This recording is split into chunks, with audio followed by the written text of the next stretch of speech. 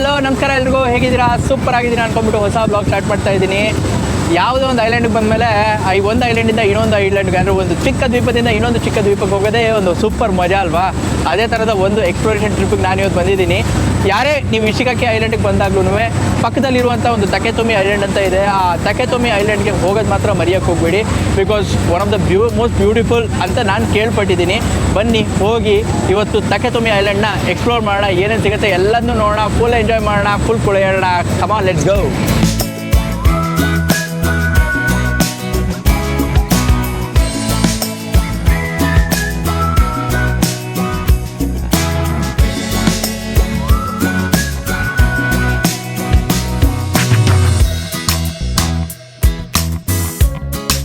So final ಆಗಿ Ishigaki ಐಲ್ಯಾಂಡಿಂದ ನಾನು ತಕೆತೊಮಿ ಐಲ್ಯಾಂಡಿಗೆ ಬಂದಿದ್ದೀನಿ. ಇದೊಂದು ಪುಟ್ಟ ದ್ವೀಪ ಅಷ್ಟೇ. ನಾನು ಹಿಂದೇನು ಕಾಣ್ತಾ ಇದೆಯಲ್ಲ ಅದೇ ಬಂದುಬಿಟ್ಟು ಟರ್ಮಿನಲ್ಲು. ಇಲ್ಲೇ ಬಂದುಬಿಟ್ಟು ಎಲ್ಲ ಬೋಟ್ಗಳು ನಿಂತ್ಕೊತವೆ. ಸೊ ತುಂಬ ಚೆನ್ನಾಗಿದೆ. ಒಂಥರ ಹೆಂಗಿದೆ ಅಂದರೆ ನೋಡಿ, ಫುಲ್ ಸೂಪರ್ ಇದೆ. ಒಂಥರ ಫುಲ್ ಖಾಲಿ, ಸಕ್ಕತ್ತಾಗಿದೆ. ಇಲ್ಲಿ ಬಂದ ತಕ್ಷಣ ಇಂಡಿಯಾದ್ದೇ ಫೀಲಿಂಗ್ ಬರೋದು. ವೆದರ್ ಮಾತ್ರ ಅದೇ ಥರ ಇದೆ. ಇವತ್ತು ಐ ಥಿಂಕ್ ಅರೌಂಡ್ 23-24 ಇರ್ಬೋದು ಟೆಂಪ್ರೇಚರು. ಒಳ್ಳೆ ಬಿಸಿಲಿದೆ, ಮೈಲ್ಡಾಗಿ. ಪ್ಲಾಂಟ್ಸ್ ಕೂಡ ಒಂಥರ ಇಂಡಿಯಾಲಿ ಯಾವುದೇ ಥರದ ಗಿಡಗಳು ಕಾಣ್ತಾವಲ್ಲ ನನಗೆ ಅದೇ ಥರ ಗಿಡಗಳು ಕಾಣ್ತಾ ಇದ್ದಾವೆ, ಮೇನ್ಲಿ ಬಿಕಾಸ್ ಇದು ಬಿಸಿ ಇರೋದ್ರಿಂದ. ಸೊ ಬನ್ನಿ ತಕೆತೊಮಿ ಐಲ್ಯಾಂಡ್ ಒಳಗೆ ಹೋಗೋಣ, ಎಕ್ಸ್ಪ್ಲೋರ್ ಮಾಡೋಣ.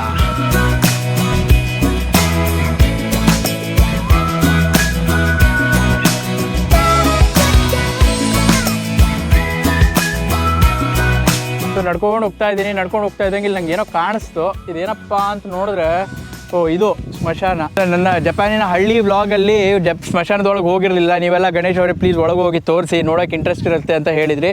ಸೊ ಹಾಗಾಗಿ ಬನ್ನಿ ಜಪಾನಿನ ಸ್ಮಶಾನದೊಳಗೆ ಎಂಟ್ರಿ ಕೊಡೋಣ ಇವಾಗ.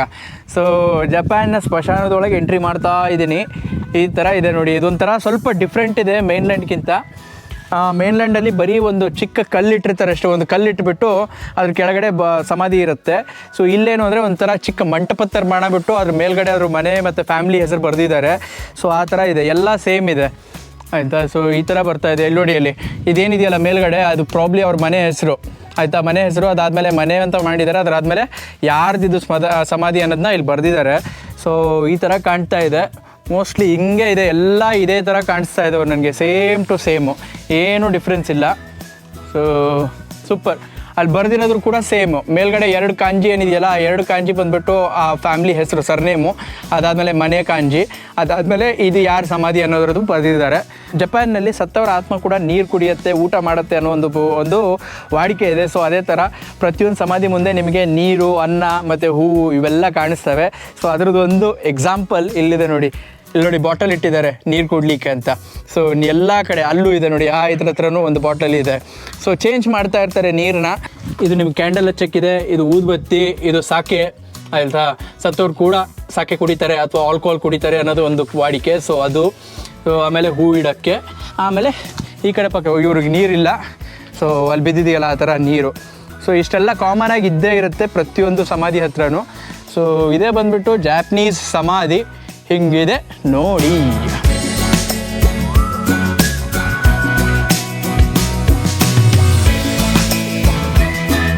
ಈ ಐಲ್ಯಾಂಡ್ ಒಳಗೆ ಓಡಾಡ್ತಾ ಇದ್ರೆ ಒಂದು ಅನುಭವ ಏನಪ್ಪ ಅಂತ ಹೇಳಿದ್ರೆ, ಇಡೀ ಐಲ್ಯಾಂಡಲ್ಲಿ ಯಾರೂ ಇಲ್ಲ, ನಾನು ಒಬ್ಬನೇ ಇರುವಂಥ ಫೀಲಿಂಗು.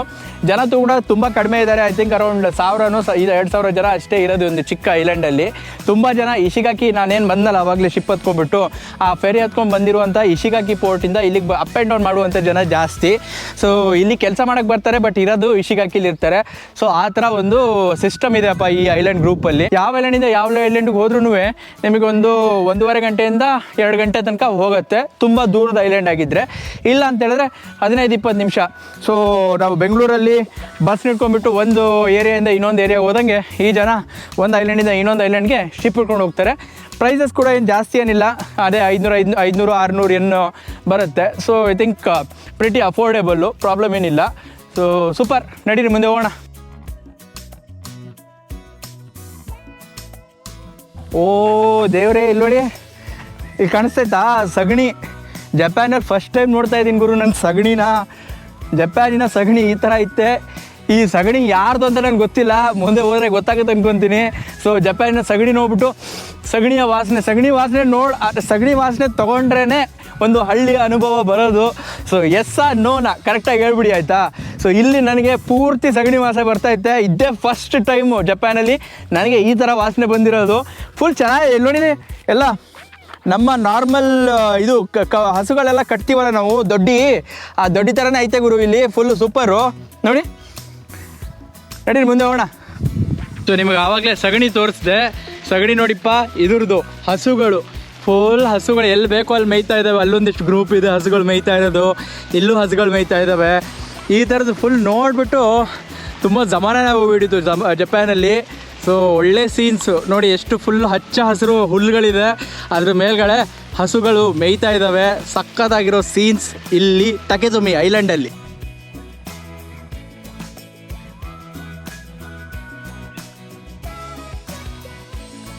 ಹಂಗೆ ನಡ್ಕೊಂಡು ಬರ್ತಾ ಇಲ್ಲಿ ಬಂತು. ಇದೇ ಹಳ್ಳಿಯ ಮೇನ್ ಏರಿಯಾ ಅನ್ಕೊತೀನಿ, ಅಥವಾ ಮೇನ್ ರೋಡು ಇಡೀ ಹಳ್ಳಿದು.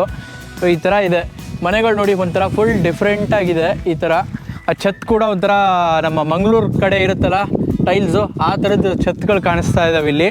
ಮನೆಯ ಸ್ಟೈಲ್ ಬಂದುಬಿಟ್ಟು ಆಲ್ಮೋಸ್ಟ್ ಜಪಾನಿನ ಮನೆಯ ಸ್ಟೈಲ್ ಥರನೇ ಇದೆ, ಬಟ್ ಮೇಲ್ಗಡೆ ರೂಫ್ ಸ್ಟೈಲ್ ಮಾತ್ರ ಸ್ವಲ್ಪ ಡಿಫ್ರೆಂಟ್ ಆಗಿದೆ. ಇದು ತುಂಬ ಚೆನ್ನಾಗಿದೆ. ವಾಕಿಂಗ್ ಎಲ್ಲ ಮಾಡೋರೆ, ಸಕ್ಕತ್ತಾಗಿದೆ ಮಾತ್ರ ಇದು. ಈ ಚಿಕ್ಕ ಚಿಕ್ಕ ಮನೆಗಳಲ್ಲಿ ಕೆಫೆಗಳು ಕೂಡ ಮಾಡಿದ್ದಾರೆ ನೋಡಿ. ಈ ಥರ ಇದೆ ಕೆಫೆಗಳು, ಸಕ್ಕತ್ತಾಗಿದೆ. ಕೂತ್ಕೊಂಡ್ಬಿಟ್ಟು ಆರಾಮಾಗಿ ತಿನ್ಕೋಬೋದು, ಒಳ್ಳೆ ಎಂಜಾಯ್ಮೆಂಟು. ಹಾಯ್. ಸೊ ಮನೆಗಳು ನೋಡಿ ಈ ಥರ ಇದ್ದಾವೆ. ಯಾವುದಾದ್ರು ಒಂದು ಮನೆ ಸಿಕ್ತು ಅಂದರೆ ಹೋಗೋಣ ಅಂದ್ಕೊತಾ ಇದ್ದೀನಿ. ಗೊತ್ತಿಲ್ವೇ ಯಾರು, ನೋಡೋಣ ಮುಂದೆ. ಆ್ಯಕ್ಚುಲಿ ನಾನೇನು ನಡ್ಕೊಂಡು ಹೋಗ್ತಾ ಇದ್ದೀನಲ್ಲ, ಇಡೀ ಸ್ಟ್ರೀಟಲ್ಲಿ ಜನ ಇದ್ದಾರೆ. ಸೊ ಈ ಮನೆಗಳು ಬರೀ ಶೋ ಪೀಸ್ಗಷ್ಟೇ ಅಲ್ಲ, ಆ್ಯಕ್ಚುಲಾಗಿ ಜನ ಇರುವಂತಹ ಮನೆಗಳು. ಇದನ್ನು ಗವರ್ಮೆಂಟ್ ಕೂಡ ಪ್ರಿಸರ್ವ್ ಮಾಡಲಿಕ್ಕೆ ತುಂಬ ಪ್ರಯತ್ನ ಪಡ್ತಾ ಇದೆ. ಬಿಕಾಸ್ ಹೊಸ ಮನೆ ಬಂದಾಗ ಏನಾಗುತ್ತೆ, ಹಳೆಯ ಸ್ಟ್ರಕ್ಚರು, ಹಳೆಯ ಜೀವನದ ರೀತಿ ನೀತಿಗಳೆಲ್ಲ ಕಳ್ಕೊಂಡು ಹೋಗ್ತಾ ಇರುತ್ತೆ. ಸೊ ಅದು ಹೋಗದೆ ಇರೋ ಥರ ಜಪಾನು ಗೌರ್ಮೆಂಟು ಪ್ರಯತ್ನ ಮಾಡ್ತಾಯಿದೆ. ಸೊ ಅದು ಆ ಒಂದು ಪ್ರಯತ್ನದ ಫಲನೇ ಈ ಥರದ್ದು ಒಂದು ಏರಿಯಾ. ಇಲ್ಲಿ ನಿಮಗೆ ಎಲ್ಲ ಚಿಕ್ಕ ಚಿಕ್ಕ ಮನೆಗಳು ಆ್ಯಕ್ಚುಯಲ್ ಈ ದ್ವೀಪದ ಸ್ಟೈಲಿನಲ್ಲಿ ಇರುವಂತಹ ಮನೆಗಳು ನಿಮಗೆ ನೋಡೋಕ್ಕೆ ಸಿಗುತ್ತೆ. ತುಂಬ ಚೆನ್ನಾಗಿದೆ.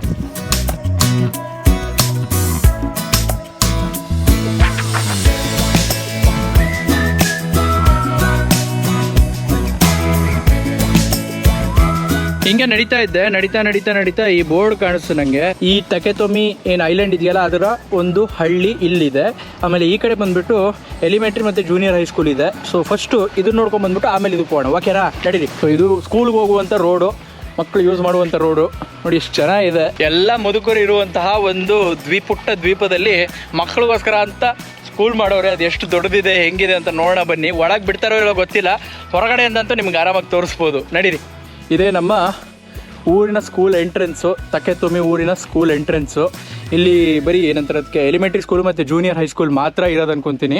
ದೊಡ್ಡ ಸ್ಕೂಲ್ ಇಲ್ಲ, ಹೈಸ್ಕೂಲ್ ಇಲ್ಲ ಅಂತ ನಾನು ಅನ್ಕೊತೀನಿ. ಇಲ್ಲೇನು ಹಾಕಿದಾರಲ್ಲ, ಇದು ಬಂದ್ಬಿಟ್ಟು ಜಪಾನಲ್ಲಿ ನ್ಯೂ ಇಯರ್ಗೆ ಹಾಕುವಂತಹ ಒಂದು ಪದ್ಧತಿ ಇದೆ. ಸೊ 2 ಹಾಕಿದ್ದಾರೆ. ಒಳಗೆ ಎಂಟರ್ ಮಾಡುವಂಗಿಲ್ಲ ಅಂತೆ, ಬಟ್ ನಾವು ಒಂದು ಸ್ವಲ್ಪ ಲೈಟಾಗಿ ಒಳಗೆ ಹೋಗಿ ಲುಕ್ ಹಾಕ್ಕೊಂಡು ಬರೋಣವಾ? ನಡೀರಿ. ಬಿಲ್ಡಿಂಗ್ಗಳಿಗೆ ಮಾತ್ರ ಮೋಸ ಇಲ್ಲ ದೇವರು, ತುಂಬಾ ಚೆನ್ನಾಗಿದೆ. ಅಂದರೆ ನೋಡೋಕ್ಕೆ ಫೆಸಿಲಿಟೀಸ್ ಇದೆ ಅಂತ ಅನಿಸುತ್ತೆ. ಮಕ್ಕಳಿಗೆ ಆಟಾಡೋಕ್ಕೆ ಸಾಮಾನುಗಳೆಲ್ಲ ಇಟ್ಟಿದ್ದಾರೆ. ಆಮೇಲೆ ಬಿಲ್ಡಿಂಗೂ ತುಂಬ ಚೆನ್ನಾಗಿದೆ, ಅಂಥದ್ದೇನು ಹಾಳಾಗಿರುವಂತಹ ಬಿಲ್ಡಿಂಗ್ ಎಲ್ಲ ಏನಿಲ್ಲ, ಸಖತ್ತಾಗಿದೆ. ಪೂರ್ತಿ ಕಟ್ಟ ಕಡೆಯ ಹಳ್ಳಿ ಇದು ಜಪಾನಿನ ಸದರ್ನ್ ಮೋಸ್ಟ್ ಅಂದರೆ ಲಾಸ್ಟ್ ಏರಿಯಾ ಆಫ್ ಜಪಾನು. ಅಲ್ಲಿ ಈ ಥರ ಸ್ಕೂಲು ಮೇಂಟೈನ್ ಮಾಡಿದ್ದಾರೆ ಅಂದರೆ really hats off to Japan education system ಅಷ್ಟೇ. ನೋಡಿ ಈ ಥರ ಇದೆ ಬಿಲ್ಡಿಂಗ್ಗಳು, ತುಂಬಾ ಚೆನ್ನಾಗಿದೆ. ನಮ್ಮ ಸಿಟಿಯಲ್ಲಿ ಏನು ಸ್ಕೂಲ್ಗಳು ಬಿಲ್ಡಿಂಗನ್ನು ಕಾಣ್ತಾವಲ್ಲ, ಆಲ್ಮೋಸ್ಟ್ ಅದೇ ಥರ ಇದೆ. ಸೊ ಇಲ್ಲಿ ನೋಡಿ ಬಿಲ್ಡಿಂಗು, ಇದು ಬರೀ ಎಲಿಮೆಂಟ್ರಿ ಅಷ್ಟೇ. ಅಂದರೆ LKG UKG ಆಮೇಲೆ ಜೂನಿಯರ್ ಹೈಸ್ಕೂಲ್ ಅಂದರೆ 6th ಗ್ರೇಡ್ ತನಕ ಮಾತ್ರ ನಿಮ್ಗೆ ಇಲ್ಲಿ ಸಿಗೋದು. ಮಕ್ಕಳಿಗೆ ಆಟಾಡೋಕ್ಕೆ ಜಂಗಲ್ ಜಿಮ್ ಇದೆ ಆಯಿತಾ. ಆಮೇಲೆ ಫ್ಲ್ಯಾಗ್ ಹಾರ್ಸೋಕ್ಕೆ ಫ್ಲ್ಯಾಗ್ ಪೋಲ್ಗಳಿದ್ದಾವೆ ನೋಡಿ. ಸ್ಕೂಲ್ ಬಿಲ್ಡಿಂಗು ಅದು 2 ಫ್ಲೋರ್ ಇದೆ. ಸ್ಕೂಲ್ ಬಿಲ್ಡಿಂಗು ಎಲ್ಲ ಮುಚ್ಚಿದ್ದಾರೆ, ಮೋಸ್ಟ್ಲಿ ರಜೆಗೆ ಹೋಗಿದ್ದಾರೆ. ನ್ಯೂ ಇಯರ್ ರಜೆ ಅಲ್ಲ, ಎಲ್ಲ ಹೋಗಿದ್ದಾರೆ. ಸೊ ಈ ಥರ ಇದೆ ನೋಡಿ ಸ್ಕೂಲ್ ಬಿಲ್ಡಿಂಗು. ಒಳಗಡೆ ತುಂಬ ಆಟಾಡೋಕ್ಕೂ ಕೂಡ ಜಾಗ ಸಕ್ಕತ್ತಾಗಿದೆ ಮಕ್ಕಳಿಗೆ. ಇದೇನಿದೆಯಲ್ಲ ನೀರನ್ನ ಕಾಯಿಸೋಕ್ಕೋಸ್ಕರ ಅಂತ ಇರುವಂಥ ಒಂದು ಬಾಯ್ಲರು. ಸೊ ಬಿಸಿನೀರಿಗಂತ ಇಟ್ಟಿದ್ದಾರೆ. ಆಮೇಲೆ ಇಲ್ಲಿ ನಿಮಗೇನು ಕಾಣ್ತಾ ಇದೆಯಲ್ಲ, ಇದು ಬಂದ್ಬಿಟ್ಟು ಸೆಂಟ್ರಲೈಸ್ಡ್ AC ಯೂನಿಟ್ಟು. ಸೊ ಸ್ಕೂಲಲ್ಲಿ ಕೂಡ ಸೆಂಟ್ರಲೈಸ್ಡ್ AC ಇದೆ. ಜಪಾನಿನ ಕಟ್ಟ ಕಡೆಯ ಹಳ್ಳಿ ಗುರು ಇದು. ಅಂದರೆ ಇದ್ರ ಮೇಲ್ಗಡೆ ಇನ್ನೊಂದು ಚಿಕ್ಕ ಹಳ್ಳಿ ಇದೆ ಅಷ್ಟೇ, ಅದರಲ್ಲಿ ಒಂದು 500 ಜನ ಇದ್ದಾರೆ ಆಯಿತಾ. ಅದು ಬಿಟ್ಟರೆ ಇದೇ ಹಳ್ಳಿ. ಈ ಹಳ್ಳಿಲಿ ಫೆಸಿಲಿಟೀಸ್ಗೆ, ಮಕ್ಕಳ ಎಜುಕೇಷನ್ ಫೆಸಿಲಿಟೀಸ್ಗೆ ಏನೂ ಕಮ್ಮಿ ಮಾಡಿಲ್ಲ. ಅಂದರೆ ಹೈಸ್ಕೂಲ್ ಎಲ್ಲ ಇಲ್ಲ, ಬಿಕಾಸ್ ಈ ಹಳ್ಳಿ ಗಾತ್ರನೇ ತುಂಬ ಚಿಕ್ಕದು. ಬಟ್ ಎಜುಕೇಷನ್ನು ಫೆಸಿಲಿಟೀಸು ಎಲ್ಲ ಸಕ್ಕದಾಗಿದೆ. ಇದು ಒಂದು ಒಳ್ಳೆ ಪಾಯಿಂಟು ನಮ್ಮೆಲ್ಲರಿಗೂ ಫಾಲೋ ಮಾಡಲಿಕ್ಕೆ. ನಮ್ಮ ಭಾರತ ದೇಶ ಮುಂದುವರಿಬೇಕು ಅಂದರೆ ನಮ್ಮ ಗೌರ್ಮೆಂಟ್ ಎಜುಕೇಷನ್ ಸಿಸ್ಟಮ್ ಕೂಡ ಈ ಥರ ಆಗಬೇಕು ಅಂತ ನಾನು ಬಯಸ್ತೀನಿ. ಯಾರ್ಯಾರು ಒಪ್ಕೊಂತಿರೋ ಎಲ್ಲ ಕಮೆಂಟಲ್ಲಿ ತಿಳಿಸಿ. ಬಟ್ ನಾನಂತೂ ಸಖತ್ ಫ್ಯಾನ್ ಆಗೋದೆ. ನಿಜವಾಗ್ಲೂ ಇವತ್ತು ಅನಿಸ್ತಾ ಇದೆ ನಾವು ಜಪಾನ್ ಗೌರ್ಮೆಂಟ್ಗೆ ಏನೇನು ಟ್ಯಾಕ್ಸ್ ಕಟ್ತೀವೋ ಅದೆಲ್ಲ ಮಕ್ಳಿಗೆ ಬೆನಿಫಿಟ್ ಆಗಿ ಈ ಥರ ಹೋಗುತ್ತೆ ಅಂತ.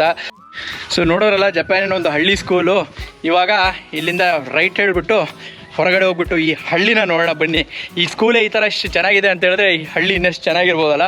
ಬನ್ನಿ ಹೋಗಿ ಹಳ್ಳಿನ ವಿಸಿಟ್ ಮಾಡಿ ಹಳ್ಳಿಗೊಂದು ಲುಕ್ ಹಾಕೊಂಡು ಬರೋಣ.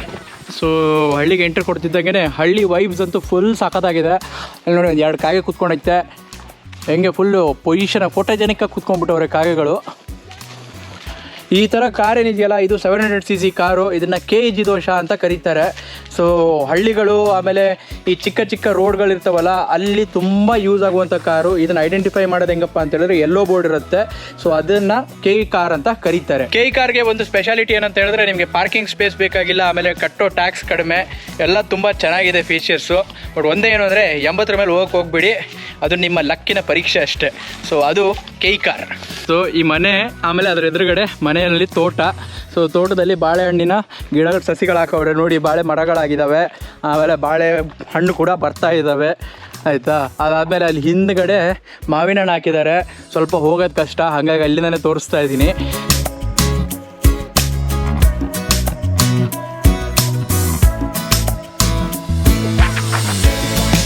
ಇಲ್ಲಿ ನೋಡಿ, ರೋಡ್ ಉದ್ದಕ್ಕೂ ಬರೀ ಈ ಥರದ ಪಪ್ಪಾಯ ಮರಗಳು ಬೆಳ್ಕೊಂಡಿದ್ದಾವೆ. ಎಷ್ಟೊಂದು ಚಿಕ್ಕ ಚಿಕ್ಕ ಪಪ್ಪಾಯಗಳಿದ್ದಾವೆ. ಇದು ಫುಲ್ ಕಾಡಲ್ಲಿ ಬೆಳ್ಕೊಂಡಿರೋದು. ಯಾರು ಬೇಕಾದ್ರೂ ಬಂದ್ಬಿಟ್ಟು ಈ ಪಪ್ಪಾಯ ಹಣ್ಣಾದಾಗ ಕಿತ್ಕೊಂಡು ತಿಂತಾ ಇರ್ಬೋದು, ಪ್ರಾಬ್ಲಮೇ ಇಲ್ಲ. ನಾನೊಂದು ವೇಳೆ ಇಶಿಗಾಕಿಲಿ ಇನ್ನೊಂದು ಸ್ವಲ್ಪ ದಿವಸ ಇದ್ದು, ಇನ್ನೊಂದು 2-3 ತಿಂಗಳು ಇದ್ದಿದ್ರೆ ಡೆಫಿನೆಟಾಗಿ ಇಲ್ಲಿ ನಾವು ನಮ್ಮ ಟವಲ್ ಹಾಕಿಟ್ಟಿರ್ತಿದ್ದೆ ತಗೊಂಡು ತಿನ್ನೋಕ್ಕೆ. ಯಾಕೆಂದರೆ ಒಂದು ಪಪ್ಪಾಯ ಬಂದ್ಬಿಟ್ಟು 400 ಎನ್ನು, ಅಂದರೆ ಸರಿ ಸುಮಾರು 200 ರೂಪಾಯಿ ಆಯಿತಾ. ಅದು ಇಷ್ಟು ಚಿಕ್ಕ ಪಪ್ಪಾಯ ಬಂದ್ಬಿಟ್ಟು 200 ರೂಪಾಯಿ ಆಗುತ್ತೆ. ಸೊ ಯಾರು ಫ್ರೀ ಕೊಡ್ತಾರೆ, ಯಾಕೆ ಗುರು ಬಿಡಬೇಕು ಅಲ್ವಾ. ನಡೀರಿ ಹೋಗೋಣ ಮುಂದೆ. ನೋಡಿ ಮತ್ತೆ ಬಂತು ನೋಡಿ ಇನ್ನೊಂದು ಪಪ್ಪಾಯ ಗಿಡ. ಫುಲ್ ರೋಡ್ ಉದ್ದಕ್ಕೂ ಈ ಥರ ಪಪ್ಪಾಯ ಗಿಡ ಹಾಕ್ಕೊಂಡು ಹೋಗಿದ್ದಾರೆ ಗುರು, ಸೂಪರ್.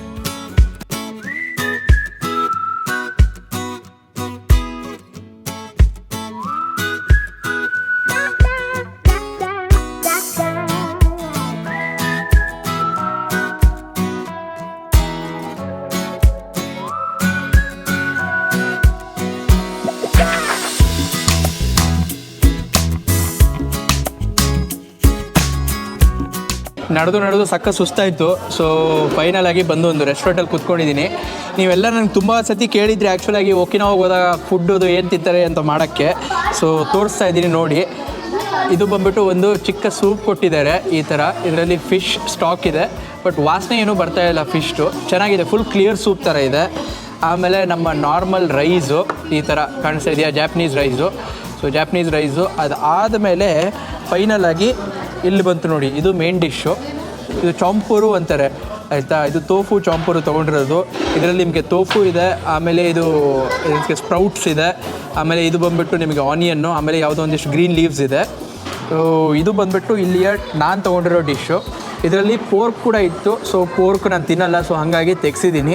ಸೊ ಪೋರ್ಕ್ ತೆಗೆಸ್ಬಿಟ್ಟು ಈ ಥರ ಸೆಟ್ ಬಂದಿದೆ. ಇದರಲ್ಲಿ ಏನೂ ಇಲ್ಲ, ಬರೀ ಎಣ್ಣೆ, ತೋಫು, ಆಮೇಲೆ ಅಕ್ಕಿ ಅಷ್ಟೇ ಇರೋದು. ಸೊ ಸಖತ್ ಹೆಲ್ದಿ ಆಪ್ಷನ್ ಅಂತ ಅನಿಸ್ತಾ ಇದೆ. ಮೋಸ್ಟ್ಲಿ ಇದಕ್ಕೆ ಇರಬೇಕು ಒಕಿನಾವಲ್ಲಿರೋರು 100-150 ವರ್ಷ ಬದುಕೋದು. ಸೊ ಎಣ್ಣೆ ಟೇಸ್ಟ್ ಇದೆ, ಆಮೇಲೆ ಸೋಯಾ ಸಾಸ್ ಟೇಸ್ಟ್ ಇದೆ. ಸೋಯಾ ಸಾಸ್ ಹಾಕಿದ್ದಾರೆ, ಅದು ಕ್ಲೀನಾಗಿ ಗೊತ್ತಾಗುತ್ತೆ. ಟೋಫು ಮಾತ್ರ ಸಖತ್ ಮೆತ್ತಗಿದೆ, ನಮ್ಮ ಪನ್ನೀರ್ಗಿಂತ ಸಾಫ್ಟಾಗಿದೆ. ತುಂಬ ಚೆನ್ನಾಗಿದೆ ಮಾತ್ರ ಫುಡ್ಡು, ಸೂಪರ್ ಯಮ್ಮಿ. ಒಂದು ವೇಳೆ ನೀವು ಒಕಿನಾವಾಗ ಬಂದರೆ ಇಲ್ಲಿಯ ಲೋಕಲ್ ಫುಡ್ಸ್ನ ಡೆಫಿನೆಟಾಗಿ ಟ್ರೈ ಮಾಡಿ. ಸೊ ನಿಮ್ಮ ಒಪಿನಿಯನ್ ಕೂಡ ಶೇರ್ ಮಾಡಿ ಟ್ರೈ ಮಾಡಿಬಿಟ್ಟು. ಬಟ್ ನನಗದು ಸಖತ್ ಇಷ್ಟ ಆಯಿತು ಕೂಡ, ಸೂಪರ್.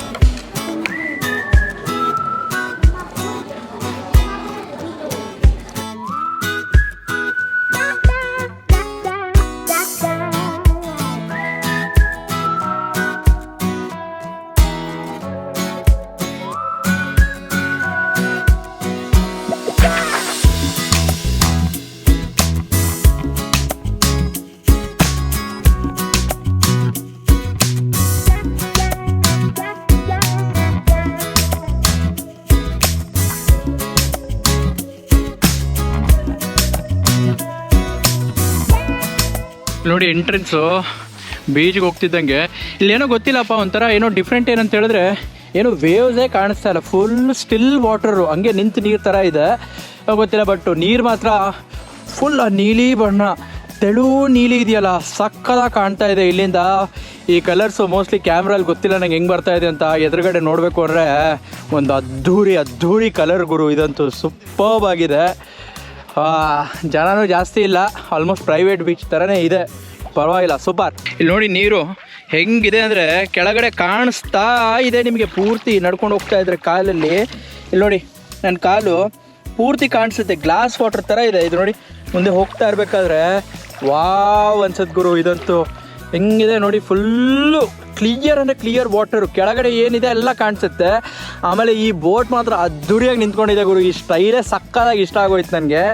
ನೋಡಿ ಮರಳು ನೀರು ನೋಡಿ ಎಷ್ಟು ಒಳಗೆ ಹಾಕಿದ್ರೂ ಕೈ ಕ್ಲಿಯರಾಗಿ ಕಾಣಿಸುತ್ತೆ, ಟ್ಯಾಂಕಲ್ಲಿ ನಿಂತಿರೋ ನೀರು ಥರ ಇದೆ, ಸಕ್ಕದಲ್ಲ. ಸೊ ನೋಡೋರಲ್ಲ, ಬೀಚ್ ಮಾತ್ರ ಒಂಥರ ಪೀಸ್ಫುಲ್ ಆಗಿದೆ, ನನಗಂತೂ ಒಂಥರ ಹಾಯ್ ಅನಿಸ್ತಾ ಇದೆ. ಆಮೇಲೆ ಒಂದು ಅದೇ ಒಳ್ಳೆ ಹೈ ಆಗಿದೆ ಗುರು ಈ ಬೀಚ್ದು. ಸೊ ಅಷ್ಟು ಹೇಳ್ತಾ ಅದೇ ಹೈಯಲ್ಲಿ ಈ ವ್ಲಾಗ್ ಮುಗಿಸೋ ಸಮಯ ಬಂತು. ಒಂದು ಚಿಕ್ಕ ಝಲಕ್ ನಿಮಗೆ ತೋರ್ಸಕ್ಕೆ ಟ್ರೈ ಮಾಡಿದ್ದೀನಿ, ಒಂದು ಐಲ್ಯಾಂಡಲ್ಲಿ ಯಾವ ಥರ ಇರುತ್ತೆ ಜೀವನ, ಹೆಂಗಿದೆ ಮನೆಗಳು ಎಲ್ಲಂದು ನಿಮ್ಗೆ ತೋರ್ಸಕ್ಕೆ ಟ್ರೈ ಮಾಡಿದ್ದೀನಿ. ಹೋಪ್ಫುಲಿ ನಿಮ್ಗೆ ಇಷ್ಟ ಆಗಿದೆ ಅನ್ಕೊತಾ ಇದ್ದೀನಿ. ಇಷ್ಟ ಆಗಿದ್ರೆ ಖಂಡಿತವಾಗ್ಲೂ ಲೈಕ್ ಬಟನ್ ಮೇಲೆ ಬರಲಿ ಪ್ರೆಸ್, ಆಮೇಲೆ ನಿಮ್ಮ ಫ್ಯಾಮಿಲಿ ಫ್ರೆಂಡ್ಸ್ ಎಲ್ಲರ ಜೊತೆ ಶೇರ್ ಮಾಡಿ ಅಂತ ಹೇಳ್ತಾ, ಯಾರು ಸಬ್ಸ್ಕ್ರೈಬ್ ಮಾಡಿದ್ರು ಎಲ್ರಿಗೂ ತುಂಬ ಥ್ಯಾಂಕ್ ಯು. ಸಬ್ಸ್ಕ್ರೈಬ್ ಮಾಡದಿರೋರಿಗೆ ಏನು ಪ್ರಾಬ್ಲಮ್ ಇಲ್ಲ, ಬಿಂದಾಗಿ ನಿಮ್ಮ ಟೈಮಲ್ಲಿ ಸಬ್ಸ್ಕ್ರೈಬ್ ಮಾಡ್ಕೊಳ್ಳಿ ಅಂತ ಹೇಳ್ತಾ ನಾನು ನಿಮ್ಮನ್ನ ಸಿಗ್ತೀನಿ ನೆಕ್ಸ್ಟ್ ವ್ಲಾಗಲ್ಲಿ. ಅಲ್ಲಿವರೆಗೂ take care, love you, bye.